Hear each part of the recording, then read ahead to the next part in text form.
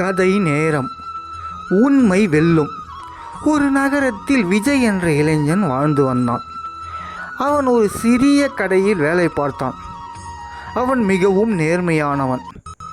எதையுமே உண்மையாகத்தான் பேசுவான்.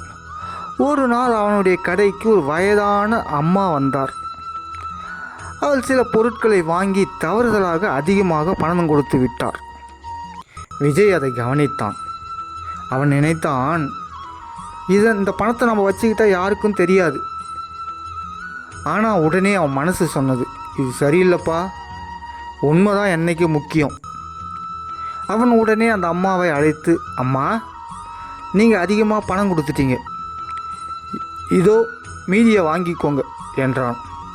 அந்த அம்மா கண்களில் கண்ணீர் வந்தது. மகனே, இப்போ இருக்கிற காலத்தில் இப்படி உண்மையாக இருப்பவங்க ரொம்ப கம்மி. நீ ரொம்ப நல்லவனாக இருக்க, நீ நல்லா இருக்கணும் என்று அவர் ஆசீர்வதித்தார். இந்த சம்பவம் கடை உரிமையாளருக்கு தெரிய வந்தது. அவர் மிகவும் மகிழ்ச்சி அடைந்தார். விஜய், உன்ன மாதிரி நேர்மையானவன் எனக்கு ரொம்பவும் தேவை. இனிமேல் நீ தான் இந்த கடையின் மேலாளர் என்றார். விஜய் அதிர்ச்சியோடு சந்தோஷமும் பட்டான்.